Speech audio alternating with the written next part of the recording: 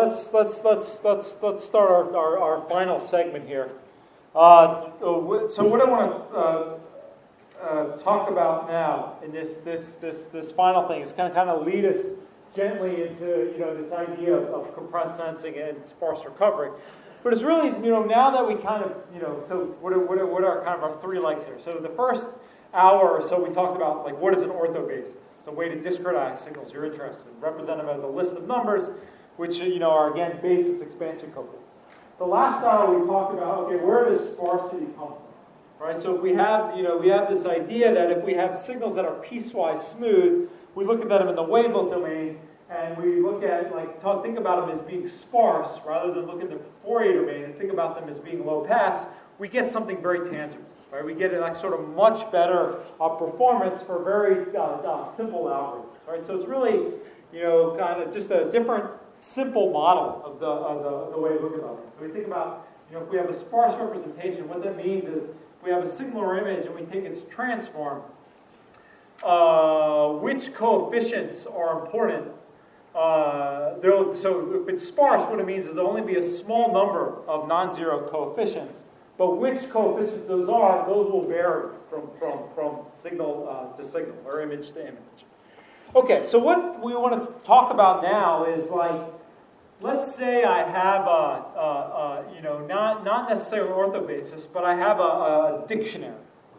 Right? So this is kind of a generalization. So I have a collection of signals that I want to use a small number of to represent a signal of interest, right? So now the problem I want to look at is how do I find, how do I sort of solve this problem of finding a small number of these signals that I can use to approximate the sort of a signal that I have in hand.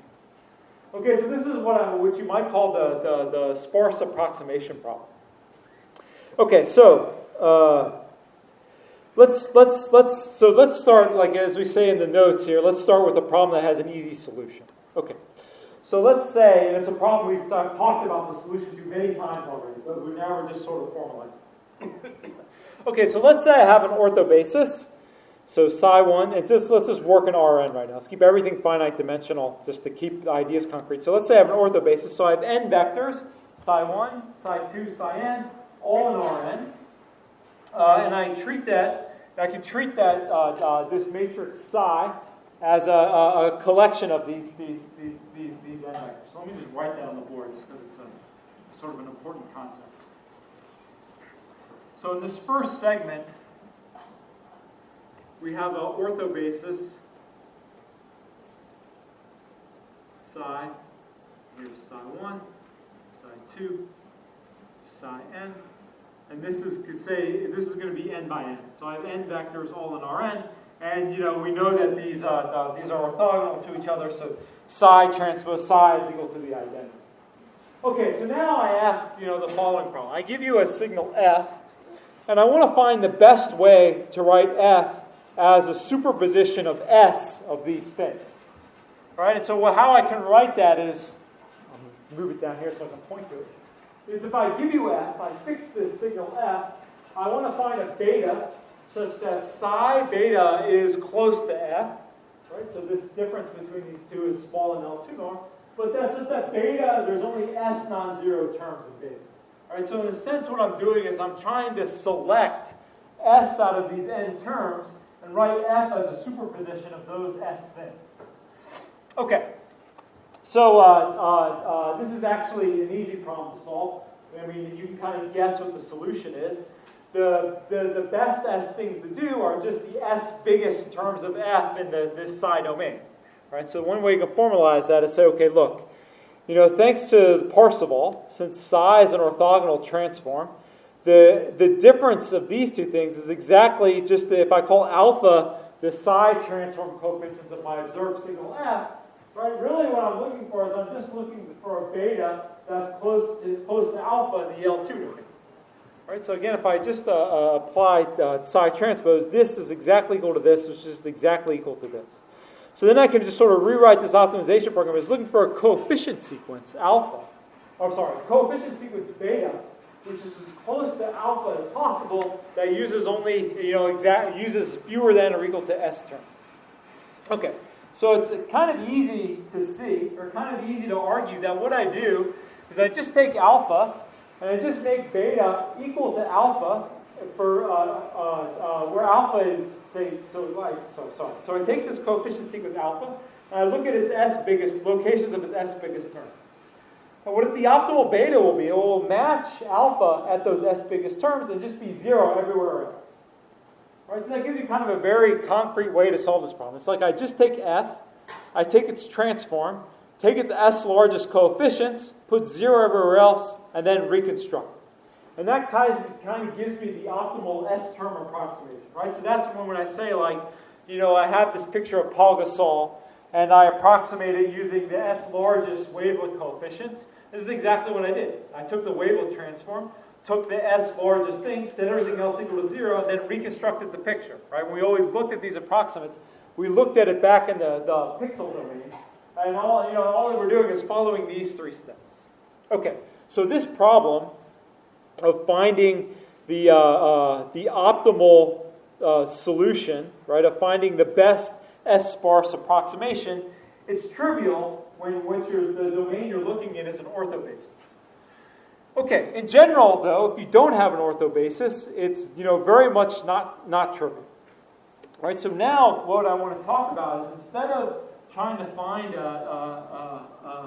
a sparse approximation in the ortho basis, I want to find a sparse approximation or a sparse representation in something which is very overcomplete, or just overcomplete, psi p. Right, so now we have, this is called ortho basis, say overcomplete.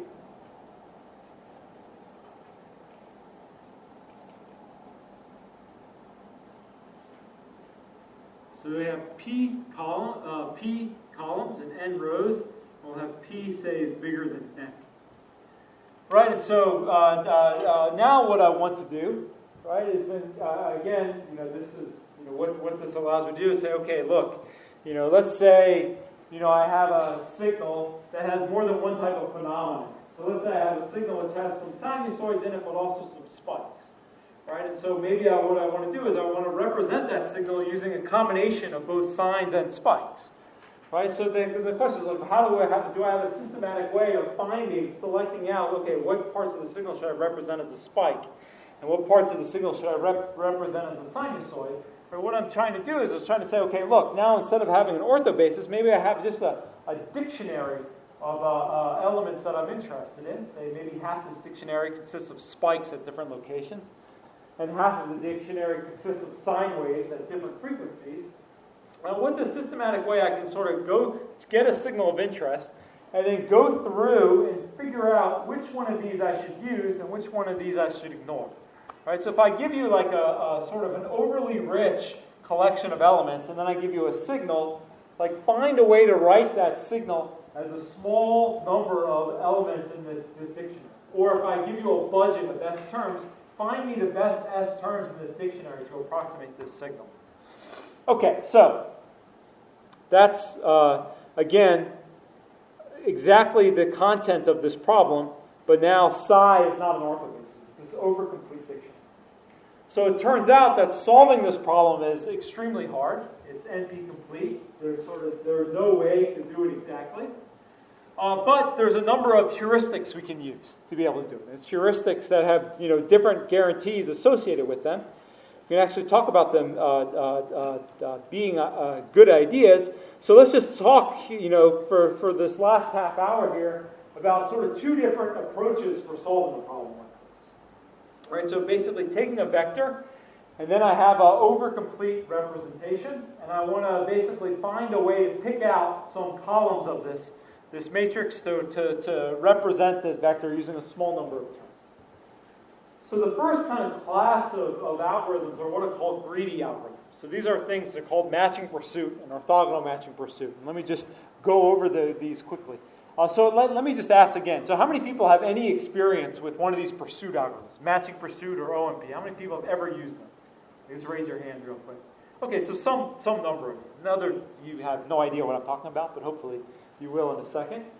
The other idea is to just set this up as an optimization program. So basically, we have it as an optimization program here, right? The optimization program is, just because optimization program doesn't mean we can solve it. It's sort of non-convex and, again, provably NP-hard. But what we can do is, again, relax it. So basically what we do is we take the hard, the least first part is easy. We take the hard part and basically turn it into a set of linear constraints. Right? So we have some kind of principled relaxation, and then we can attack it using the tools of a convex programming. Okay, so let me just stress for a second, there are many other sort of ways to solve this problem. I just think that these make good examples. Since this is kind of a course, we can sort of dive deep into these different things. These are good things to look at. Okay, so one thing to mention. Let me just skip this part. That's not very relevant. Okay, so matching pursuit. So matching pursuit it's a sort of an old algorithm. It's been developed independently in many different fields. It's come up in acoustics. It's developed in astronomy. It's developed in signal processing, sort of general mathematical signal processing. And again, it's the sort of attraction to it is it's extremely simple, right? So it's iterative. And roughly to speak, like how it works is, it takes the signal, and it just selects, say, the first vector in this dictionary. By taking the signal, just correlating against every element in this dictionary, right? And so if these things are all normalized, so let's just assume, let's work on this kind of this implicit assumption that the norms of these things are all equal to 1. All right, so under that assumption, kind of like if I were only going to choose one element that represents the signal the best, then of course the one I choose is the one that's kind of most correlated with the signal that I have. All right, so then what the matching pursuit does is it says, okay, look, I choose a dictionary element that way, and then I form a residual by subtracting out that portion of the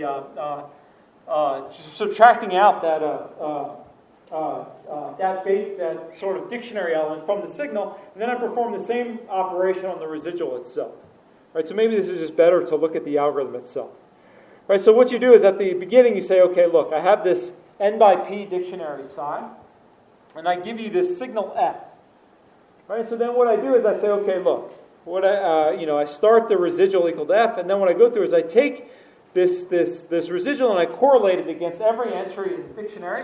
And I choose the location that's the largest, right? And then I say, what I do is I add in that chosen element into my approximation, right? So fk is my current approximation. At the first iteration, fk is equal to 0. And I add it in with an expansion coefficient that's equal to the inner product of the residual of whatever element I took out. Right? And then I form my next residual by saying, okay, look, what have I yet to explain? Well, it's whatever I had before minus what I've added into my approximation. And then you simply repeat this procedure until I pass some, I have some number of iterations, or I have kind of a desired sparsity level, or I'm within epsilon of my signal itself. Okay, so just one thing to note, one of the principles behind this is that at every iteration, what you'll have is you'll have the next residual it will be orthogonal to the vector you just chose. Now notice it's not, the residual is not orthogonal to all of the vectors that you chose in the past, just the last one.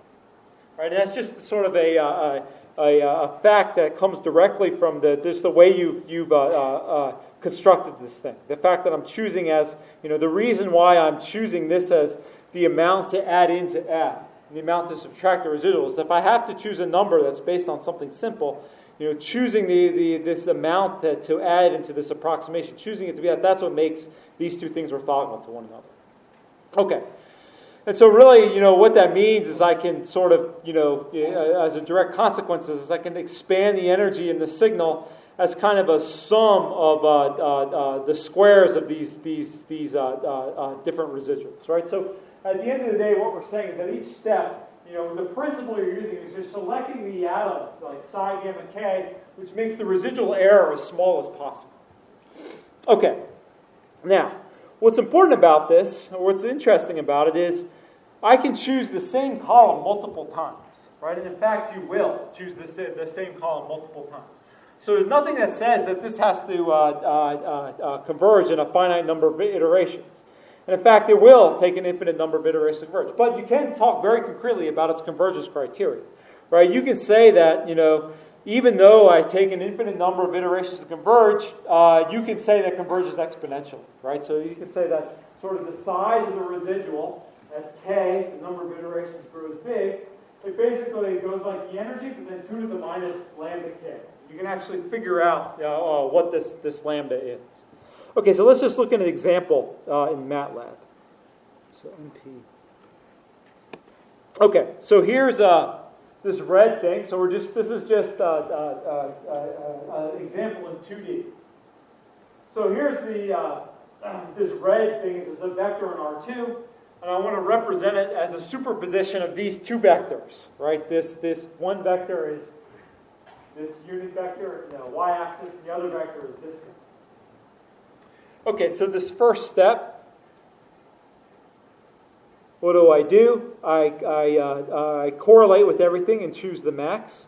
So here I go for my first step, right? So it correlates more with this vector, right? And so what do? This green thing is my current estimate. Right, and the estimate is formed again just by taking the original signal, which was 0, and then adding in. So now my estimate is just the projection of f onto the signal times signal, and that's exactly what this green thing is. The projection of the red line onto this blue line. Okay, then I repeat. So what do? I form this new residual by subtracting out what I just added on. So now I'm taking this red line, subtracting out the green line, basically, and then repeating the process, right? And so then what I get is the thing I correlate best with. So the residual is most correlated with this guy. So I take it, project it onto that guy, add it back in, I get this green thing, right? So now I choose that guy again, so I get this next green line, that guy, etc., etc. Right? So I'm getting slowly and slowly, I'm getting closer and closer to the original thing. So this is after 10 iterations, I get more and more close. All right, so that just goes to show that, look, there are only 2 vectors here, but I did this 10 times, and it chose each of the vectors multiple times. So the first time it chose this vector, and then most of the times after that, it chose the other vector. Basically, it's going back and forth here, building up a better and better approximation. Okay, so again, and if I were to run this again, what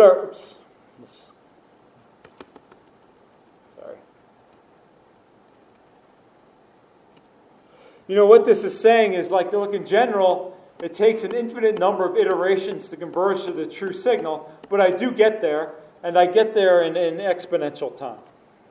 So that's what the content of this theorem says. So that's nice. So matching pursuit is good in that it's very simple, and it takes an infinite number of iterations almost always.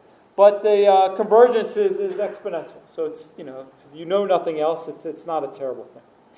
Okay, so now there's a slight variant called orthogonal matching pursuit.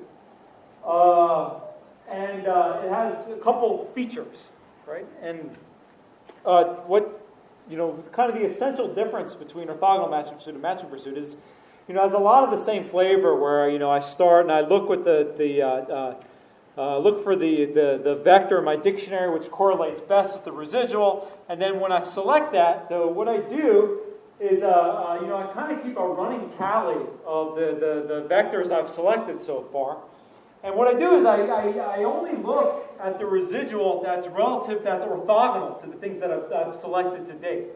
Right, so what that does, it kind of makes maximum use of the things that I've selected for. So what you could do is you kind of change your mindset. You think of rather than having an approximate signal, what I have is my first sort of k steps is I've chosen a subspace onto which to project my signal.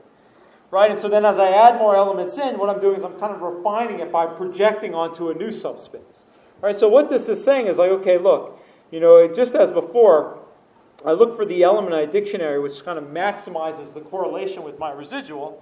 Right? But now when I select that, what I do is I take that and I sort of use Gram-Schmidt to remove all the part of that selected element that's already represented in the elements that I have. right? And that's what this part is doing. It's saying, okay, I've selected this element of my dictionary, and then what I'm going to add in is only the portion of this that I don't have so far, right? And so, all that's doing, again, it's just taking the part that's orthogonal to the part of the new thing that's orthogonal to the ones I've selected to date. And then again, I add in the projection of the residual onto this vector and sort of subtract this out. And again, I can view this as sort of a subspace I'm selecting that's growing larger and larger. Okay, so the key thing about this orthogonal matching pursuit is what this orthogonalization buys me is it says, if I only if I'm in Rn, this is sort of guaranteed to terminate after n steps, right? And so let's actually look at sort of another example here that will kind of point out the difference. Example 2. Okay, so here's sort of a signal, a dictionary that has 64 elements to represent a signal that has length 32.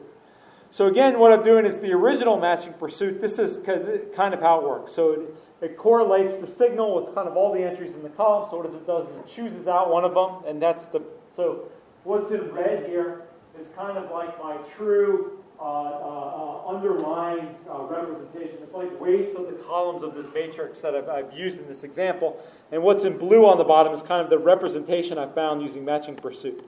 So matching pursuit, what it does is it quickly locates the right values, but then it has to sort of teeter back and forth to get their values correct. Right? So notice if I run this again,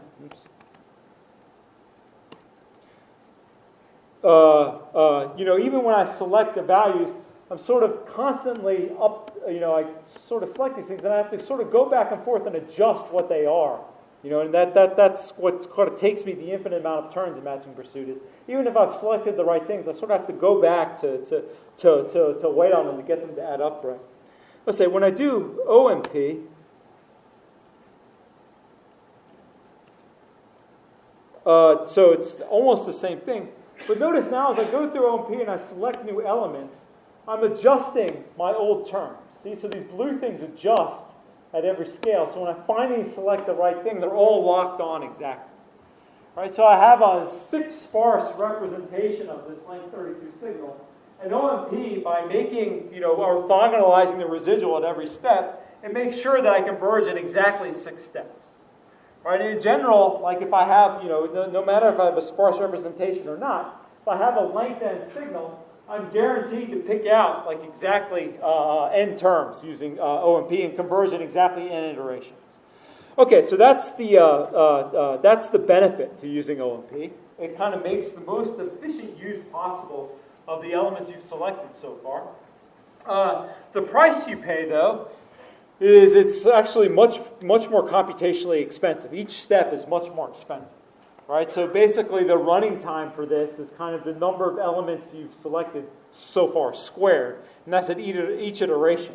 So kind of at the end of the day, if I run this for n iterations, the cost is n cubed, or something like that. If I run it for s iterations, the cost is something like s squared n, or something like that.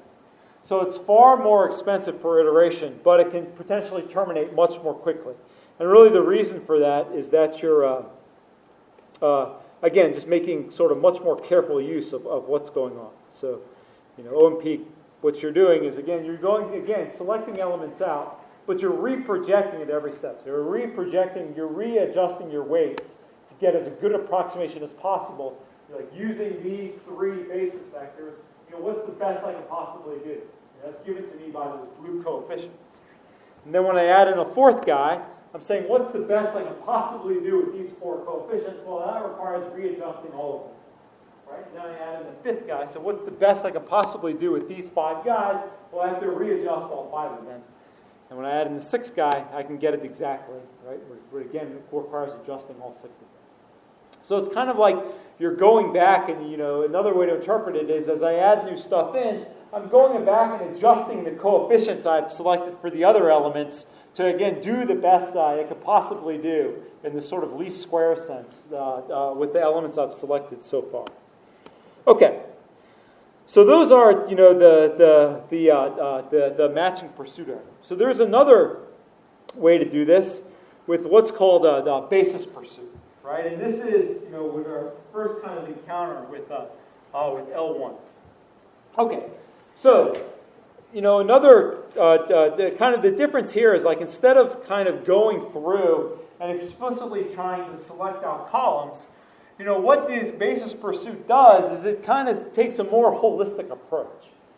It says, okay, what am I really after?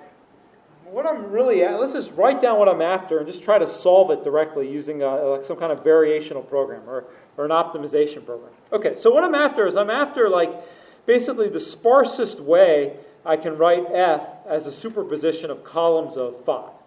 Right? And so if I write down what I want to say, okay, look, I want some expansion coefficient beta such that psi beta equals F, but I want beta to use as few terms as possible. Right? So this says, okay, look, this is, you know, what this expression says is the number of non-zero terms of beta, and I want to consider all beta, since phi beta equals F, and then I just want to minimize the number of terms of it. So another kind of way we typically write number of non-zero terms is using the quote-unquote L0 norm. It's not really an L0 norm, but all it really means is a cardinality of beta.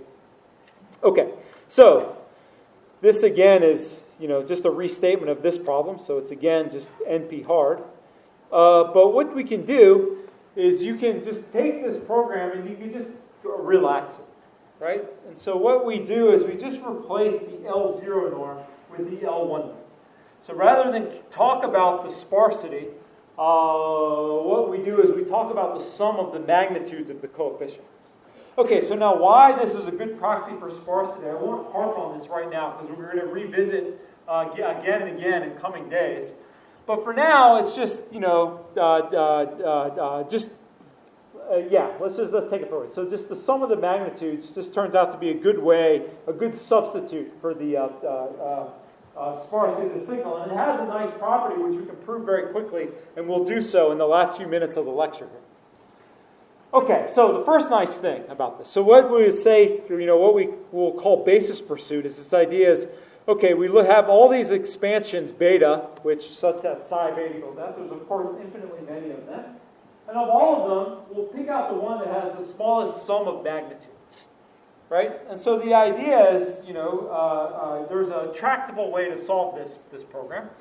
And the way to see that is, if you believe linear programs, we can solve those, which we can. There's lots of software able to do that. Is when we can just see how we can recast this as a linear program. And it's quite easy.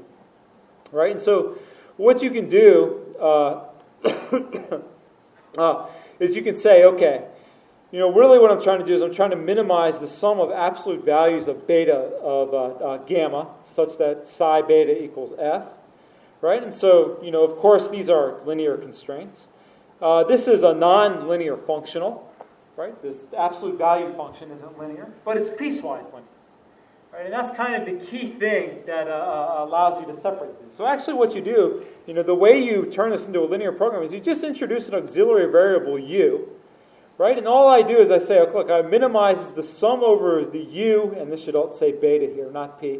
I minimize the sum over u and beta such that I just add together all the u's, and then I just make sure that beta is between minus u and u. Right? So just if you reflect on this for a moment, you see that the solution to this program will be exactly the same as this one, but the beta will be exactly the same, and the u will just be the absolute value of the beta. Okay, so for this to be true, sort of necessarily means that all the u's have to be positive. That's kind of explicit in these constraints. But then again, this is just a set of linear constraints in the variable. So I can just rewrite these as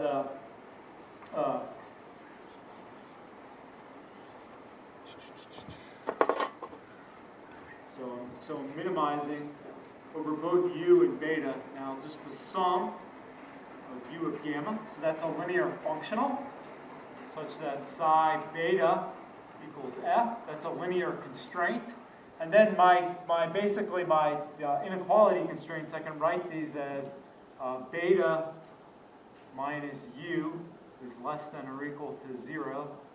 And maybe minus beta minus u is less than or equal to 0.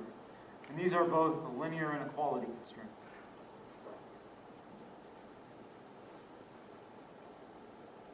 Okay, so this means this is a linear program. Okay, so that's just a simple trick, and all it's saying is, look, if I have a sort of by design, I have a set of linear constraints.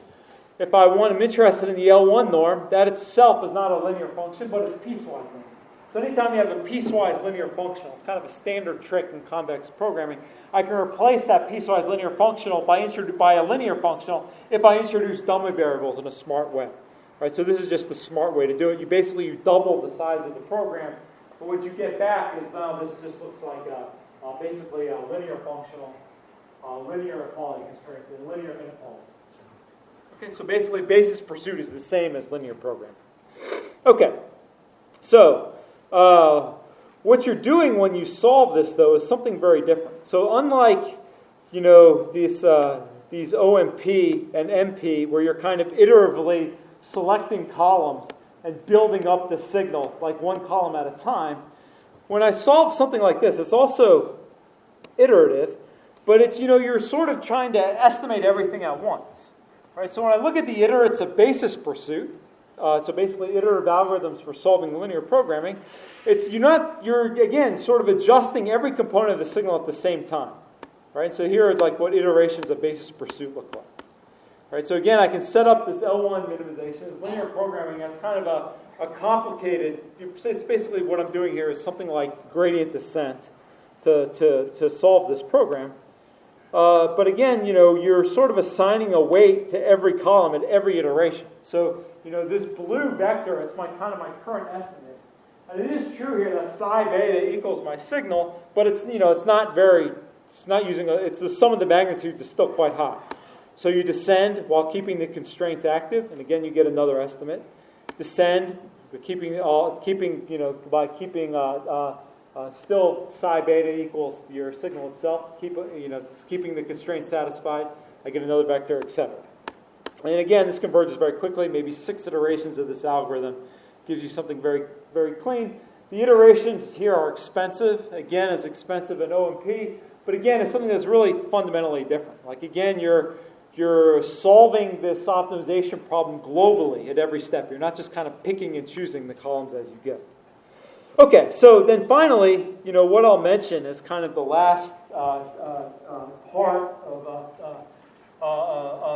for today is, we'll say a lot of things about kind of the efficacy of L1 optimization with linear constraints, but there's actually one easy thing you can say. And I'll go quickly through this, and just I'll let you sort of look at the details of this evening, just because we're almost out of time. And one thing we can say is, okay, look, we really can sort of consider this idea of basis pursuit as finding a basis. Right? And what I mean by that is there is an efficiency associated with if I have basically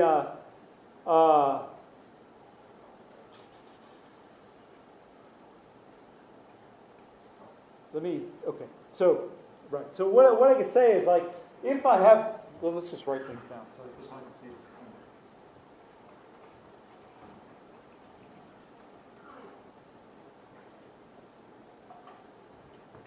So I have this dictionary that's P by N. All right, and then I look at, given this signal F in Rn, I solve this program. So min over beta in Rp, beta L1, such that psi beta equals F. Okay, so now what I can say is that the solution to this program, solution beta hat, the cardinality will be at most n, so less than or equal to n terms. Okay, so in some sense, what that means is it's kind of our first easy look at L1 producing, in here, not something necessarily sparse, but something which is not over-complete. Right, so what you can think of how this operates is this, as we'll discuss in a second, I'm guaranteed the solution to this program uses no more than n terms. What you're doing is, again, you're kind of picking, you can interpret this L1 optimization as sort of picking out n columns that represent the signal. So it really is kind of like a basis selection. That's really what's called basis pursuit. You're selecting a subset of n elements that at most n elements that you're using to build up the signal. Okay, so how do you prove something like this? Okay, so like what you can show is sort of very simple. So let's see, what's the quickest way to do this? Okay, so here's how you argue something like this. So if you have, like, say alpha is a feasible vector. So alpha, I have some vector such that psi alpha equals f. And what you can show is that if alpha has more than n terms in it, right? So if I let s be the number of non-zero terms in this should say s, then I can actually find another feasible vector. Right? So I can actually descend and find another feasible vector that has a L1 norm that's less than or equal to alpha, but uses one fewer term. Right? And so here's how you do it. So you say, okay, look, let's say S is the number of non-zero terms in alpha, and then I say let gamma be the locations of those non-zero terms. And then this psi gamma is I just pull out those columns corresponding to my current guess alpha. Okay, so if S is bigger than n, right, this matrix is going to be underdetermined. So it's going to be like n by s if S is bigger than n, right? So that necessarily means it has a non-trivial null space. Okay, so like that's kind of what we take advantage of to do this descent.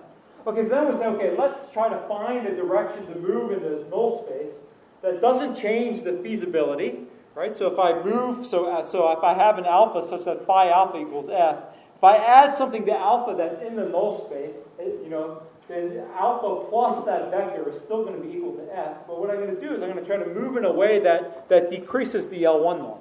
And what we'll show is because if alpha is sort of using more than n terms, because this sort of submatrix has a non-trivial null space, there's always a direction to move where I'll be able to do that.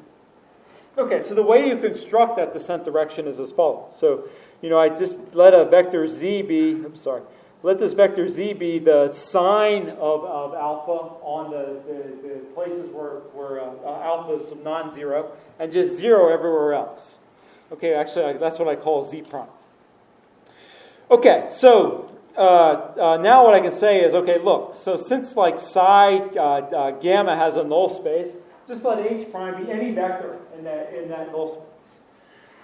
Okay, so then, again, I can let h prime be sort of the extension of this null vector to just putting in zeros where the things aren't supported. So remember, like psi gamma, the indexes, they're really only, again, the psi gamma matrix is n by S. And so what I'm doing is I'm finding a vector in the null space of that small vector and then sort of blowing it back up to the original space just by putting zeros in.